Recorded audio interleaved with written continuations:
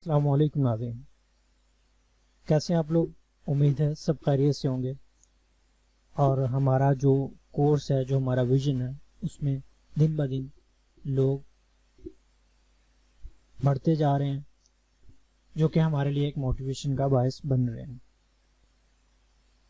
नफ्सियात की सीरीज़ के अंदर जो कि हमने कल के दिन जो गुजर चुका है, उसके अंदर हम लोगों ने दूसरे जो स्टूडेंट्स थे, जो नफ्सियात का जो कोर्स था उसको इंग्लिश में स्टडी कर रहे थे, उन लोगों के लिए भी हमने एक प्रोग्राम शुरू कर लिया है। इसका लेक्चर जो है, फर्स्ट लेक्चर जो है, वो हमने कल को ऑनर किया था। तो आप लोगों का काफ़ी अच्छा रिस्पांस रहा उस चीज़ के बारे में, उसके लिए हमारे तरफ से आप लोगों का शुक्रिया। आज का जो टॉपिक है, जो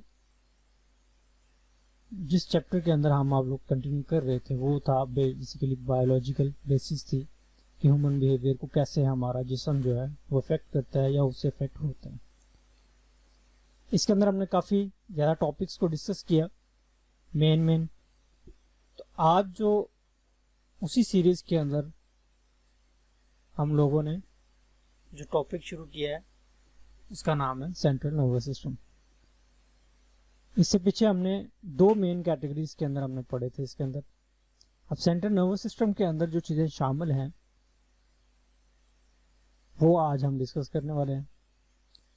सबसे पहले इससे जो लास्ट टॉपिक हमने पढ़ा था, जिसको हमने ऑटोनॉमिस पढ़ा था, हमने एएनएस जिसे कहते थे हम लोग, उसके अंदर जिस चीज़ को हमने मुद्दा बनाया था, जिस चीज़ को एजेंडा बनाया था, जिस चीज़ को देख के हमने समझने की कोशिश की थी, वो था अनइंटेंशनल मूवमेंट्स, गैर इरादी हरकत।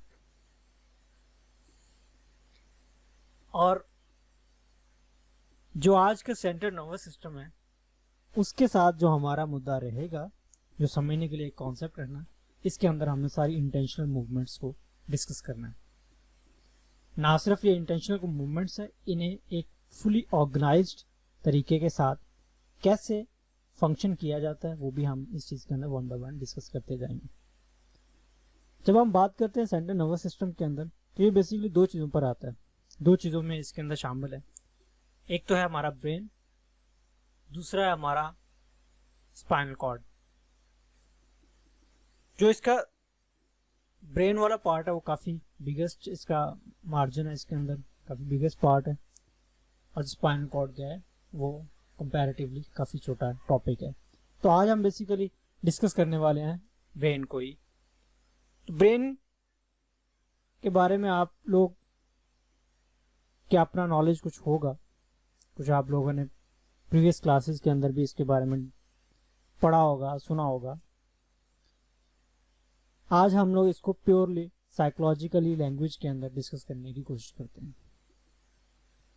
फर्स्ट ऑफ ऑल, दिमाग के बारे में कहा जाता है कि बहुत ज़्यादा एक सेंसिटिव और कॉम्प्लेक्स चीज़ है ये, जो कि हमारी सर की हड्डी है, जिसे हम क्रेनियम बोलते हैं, ये सारी की सारी खोपड़ी जो है ना हमारी, जिसे हम क्रेनियम बोलते हैं, ठीक है, इसके अंदर एक कैद है या महफूज है, इसके अंदर ये कवर्ड है इसका।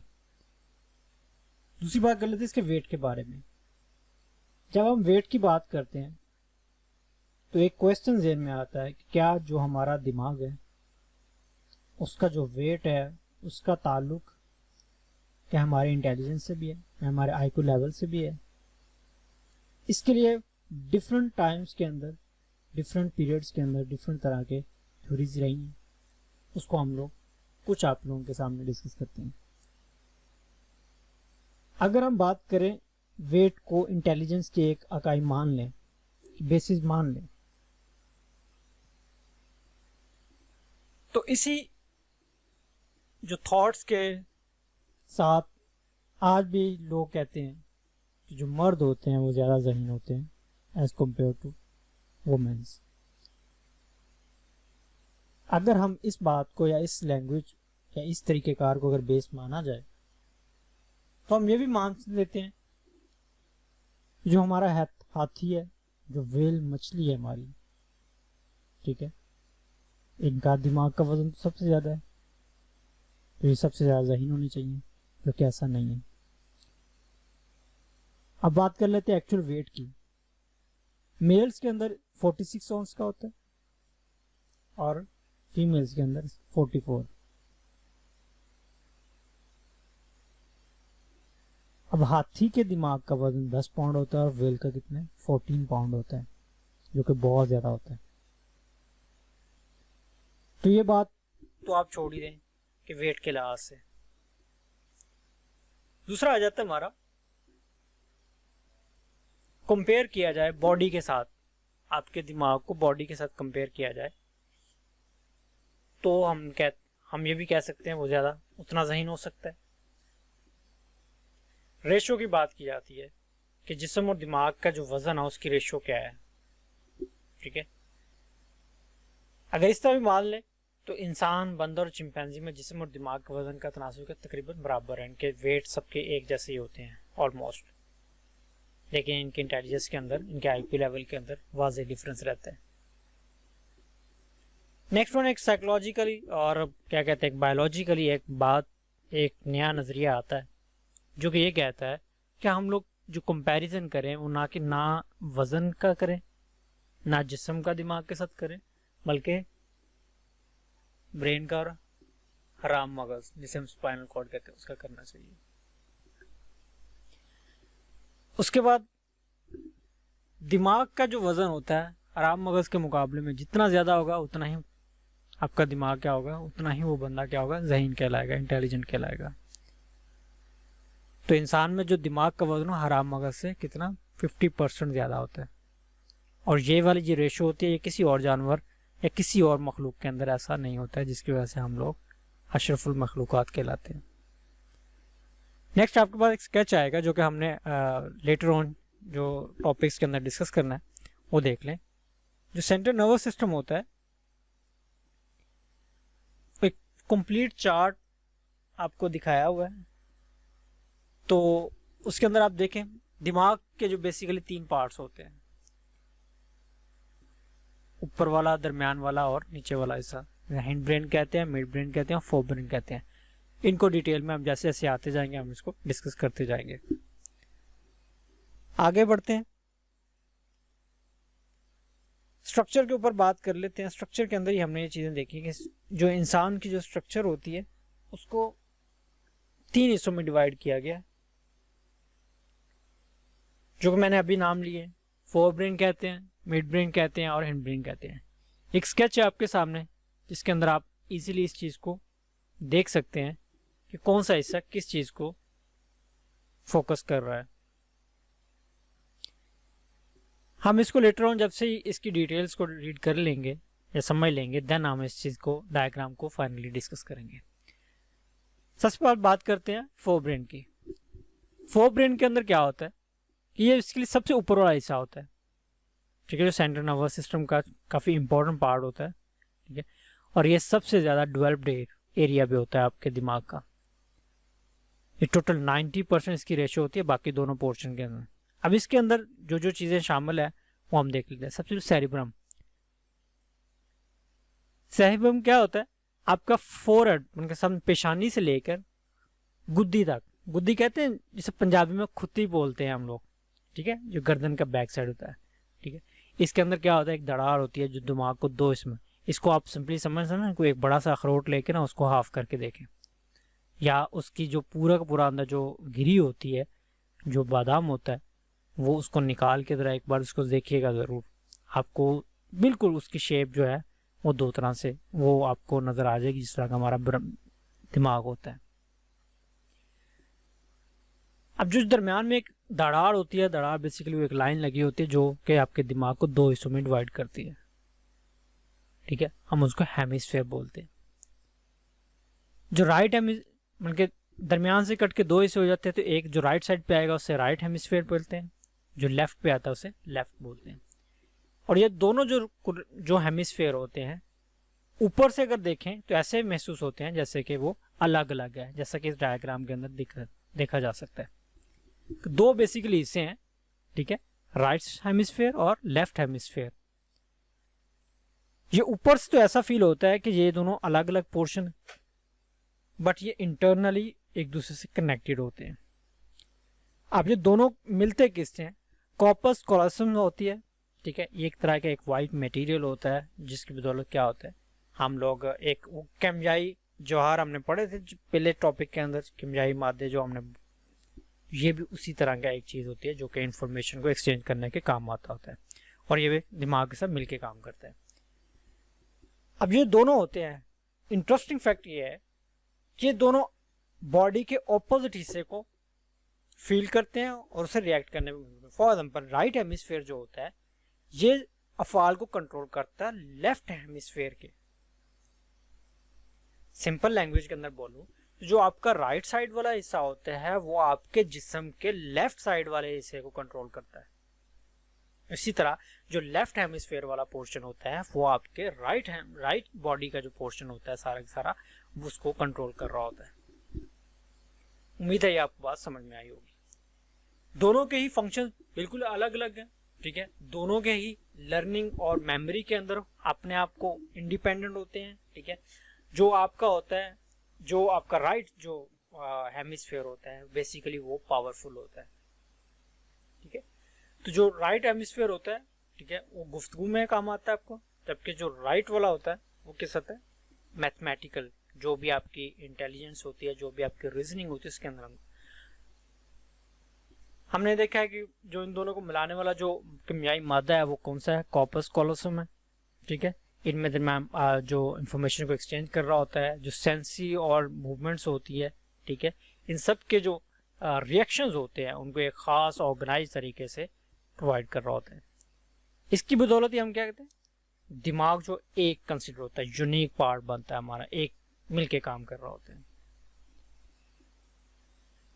इसी पोर्शन के अंदर जो दूसरा इसका अहम हिस्सा है वो उसे कॉर्टेक्स बोलते हैं, कशर बोलते हैं। अब जो भी हमारे हेमिस्फेयर के बारे में हमने डिस्कस किया है, उसके ऊपर एक कवर्ड एरिया होता है, एक झिल्ली उसमें बनी होती है, एक तह लगी होती है उसको ऊपर, जिसकी मोटाई अप्रोक्सीमेटली 3 मिलीमीटर होती है। कि ग्रे मैटर का होता है, ग्रे मैटर जैसे ही आप, मैंने ऊपर वाली दिखाई ना आपको कि वो अखरोट के जो होती है जो गिरी अंदर से निकालेंगे तो उसको आपको जिस कलर की वो होती है ना वैसे वैसे का मैटर होता है, ग्रे कलर का होता है। इसके अंदर भी वो सेंसरी और मोटर न्यूरॉन्स मौजूद होते हैं, ठीक है। जितने भी इंसानी बॉडीज के अंदर नॉलेज के बारे में, इंटेलिजेंस के बारे में जो एक्सपीरियंस जैसे जैसे आप करते जाते हैं जिंदगी के अंदर, वो सारे के सारे इसमें स्टोर होते हैं। जैसे जैसे आपका एक्सपीरियंस बढ़ता जाता है तो ये जो तहें होती हैं, ये जो पार्ट्स होते हैं, ये जो सिलवटें अंदर होती हैं, ये क्या होती हैं, और ज्यादा नुमाया होती जाती हैं, गहरी होती जाती हैं। अगर इनको हम लोग सीक्वेंस में खोलना शुरू कर दें तो ये अप्रोक्सीमेटली 670 स्क्वायर इंच तक आपका जो एरिया होता है इस तक फैल सकती है, इतनी लंबी होती है। छोटे जानवरों के अंदर ये तह बिल्कुल नहीं होती है, इसलिए उनकी जहानत भी उससे कम होती है। तो ये बेसिकली एक साइंटिफिकली एक तरीकेकार बताया कि जिसकी ज्यादा ग्रे मेटल्स की जो तहें होती है जितनी ज्यादा गहरी होंगी वो उतना ही ज्यादा इंटेलिजेंट भी होता है। उसके बाद सिलवटों की बात की थी हमने, तो सिलवटें काफी नुमाया होती हैं, जैसे आपने डायग्राम के अंदर भी देख ली, ठीक है। ये जो जितनी भी सिलवटें आपको नजर आ रही है, जितनी लाइनें लगी नजर आ रही हैं, ये सारी सारी क्या है, इसकी सिलवटें होती हैं, ठीक है। इनमें से एक सिलवट सेल्वियस होती है, ठीक है, जो कि अगले पोर्शन के अंदर होती है। ये इनका उर्दू में नाम काफी टफ है, तो कोशिश कर, मैं तो यही देख रहा हूँ कि इसको बोलता जाऊँ इंग्लिश के अंदर ही, आपको जैसे इजी लगे। फिर भी किसी को प्रोनाउंसिएशन के अंदर मसला है तो वो कांटेक्ट कर सकता है, ठीक है। हमारे काफी सोशल प्लेटफॉर्म आपको अवेलेबल हैं जिसके अंदर हम लोग अप्लाई और रिप्लाई कर रहे होते हैं। ऐसा नहीं है कि हम किसी को इग्नोर कर रहे होते हैं, सबको, मैंने तो अभी तक सबके ही कमेंट्स के रिप्लाई किए हैं। उम्मीद है कि उन लोगों को ये हमारी आदत अच्छी भी लगे। दूसरी तरफ आते मर, ये भी वही पोर्शन वाली जो आपने बात की थी, बैक साइड तक आती है आपकी। तो जो एक हाफ जो होता है वो इस तरह वो कशर को, कॉर्टेक्स को होता है, दो हिस्सों में डिवाइड कर रहा होता है। उसके बाद फिशर ऑफ रोलैंडो, ठीक है, ये एक और चीज है इसके अंदर, ठीक है, जो कि कान की तरफ से जाती है, ठीक है। आपकी दोनों जो कान है ना उनकी तरफ से शुरू होती है और ये क्या, जो सेरिब्रम होता है उसके तक फैलती जाती है। तो ये मजीद दो हिस्से में, टोटल कितने, 4 हिस्से होते हैं। ठीक है, कितने हो गए 400। एक हेमिस्फीयर कितने में डिवाइड हो जाता है 4, 3 हिस्सों को वो फसूस कहलाते हैं। ठीक है, सबसे पहले देख ले frontal lobe, parietal lobe, temporal lobe, occipital lobe. ठीक है, इनको हम वन बाय वन देखते हैं। अब ये यहां से एक बार देखें जरा, ये सारी सिलवटें नजर आ रही है आपको, ये ग्रे मैटर्स की होती हैं। कभी आपकी बुक के अंदर ये चीज मे बी कलर्ड में दी हो तो आपको ये बहुत ज्यादा अच्छे से दिखाई देगी इस चीज में। फसूस को हम लॉब्स कहते हैं। ठीक है, मैं अब लफ्ज लॉब्स का ज्यादा इस्तेमाल करूंगा, आप किसी को मसला है तो वो कमेंट कर सकते हैं। अब ये चीजें समझ लें। ठीक है, तीनों के तीनों लॉब्स ऊपर वाले हिस्से से लेके बैक साइड तक आ रहे हैं। ठीक है, सबसे देखिए पेशानी जो आपका माथा होता है उसके ऊपर क्या है फ्रंटल लॉब है, उसके ऊपर जहां से कर्व होता है सेरिब्रल आती है। ठीक है, पैरिटल लॉब आ गया, ऑसिपिटल लॉब आ गई। ठीक है, और सबसे नीचे जो फिशर थी सिलेवियन की, उसके नीचे हम टेम्पोरल लॉब देख रहे होते हैं। अब देखते हैं इनका काम क्या क्या है। बेसिकली हमने इसके बारे में क्या बताना है, इनके काम बताने हैं। अब इसके काम ये होते हैं कि जो आपके जितने भी आपके हाथों और टांगों, ठीक है, छोटे बड़े जितने भी आपके ऑर्गन्स होते हैं तमाम हिस्सों को ये कंट्रोल कर रहे होते हैं। इसलिए जब इस हिस्से में चोट वगैरह लग जाती है आपको, ठीक है, या डैमेज हो जाता है या नाक़िस हो जाता है, तो उससे मुतल्लिका जो उज़्व होता है वो काम करने के काबिल नहीं रहता। उनमें कौन कौन सी चीजें हैं, होंठ होंगी आपकी, आंखें होंगी, आपके नाक, आपका जो फ्रंट जो चेहरा होता है फेस होता है, उसके साथ साथ जो भी चीजें अवेलेबल हैं आपके चेहरे के ऊपर, वो सारी इस चीज को अफेक्ट कर रही होती है। पैरिएटल लॉब, ठीक है, पैरिएटल लॉब देखें बैक साइड पे है। ठीक है, ये वाला पोर्शन इसका क्या है, पैरिएटल लॉब का है। अब इस चीज को जब हम देखेंगे, अगर इस चीज को हम लोग, अगर ये चीज डैमेज होती है आपको, ठीक है, तो क्या होता है, आपकी जो सेंसेस होती हैं वो आपको फील नहीं होती हैं। फॉर एग्जाम्पल सर्दी नहीं लगती आपको, गर्मी नहीं लगती है, कुछ छूने का एहसास नहीं होता। ठीक है, तो ये सारा जिस हिस्से में डैमेज हो जाए तो उस हिस्से को हम क्या कहते हैं, वो काम करने के काबिल नहीं रहता है। टेम्पोरल लॉब होता है, ठीक है, ये सिलिफेस फिशर के सामने होता है, फ्रंट एंड पे होता है। इसका ताल्लुक जो है वो सुनने, सूंघने और चखने के अफ़ाल से होता है। ठीक है, इस कानों के अंदर भी ये फिर क्योंकि सुनने से ताल्लुक इसका, तो इसके जो असाबी रेशे होते हैं वो क्या जाते हैं, कानों तक भी जाते हैं। अगर इसमें भी कोई खराबी आ जाए तो क्या होता है, वो डंब हो जाता है। ठीक है, वो बहरा होने के साथ साथ जो आपके जायका होता है जुबान, ठीक है, और खुशबुओं में तमीज़ करने की सलाहियत भी नहीं रहती है। ऑक्यूपिटल लॉब आता है, ठीक है, ये गुद्दी से ऊपर पाई जाती है, उनके बैक साइड से ऊपर होता है। ठीक है, इसके अंदर ये सारा आंखों के रिलेटेड इसके अंदर होता है। इसके फंक्शंस क्या हैं, आईज के रिलेटेड है। अगर इसके अंदर कोई डैमेज हो जाए तो आपकी आंखें क्या होती हैं, ज़ाया हो जाती हैं, और आंखों के अंदर जो देखने की सलाहियत होती है वो ख़त्म हो जाती है। ये था आज का टॉपिक। हम इसको फिर दोबारा मिलेंगे आपको इसी टॉपिक के अगले पोर्शन के साथ। अपने दुआओं में याद रखिएगा। अल्लाह हाफिज़।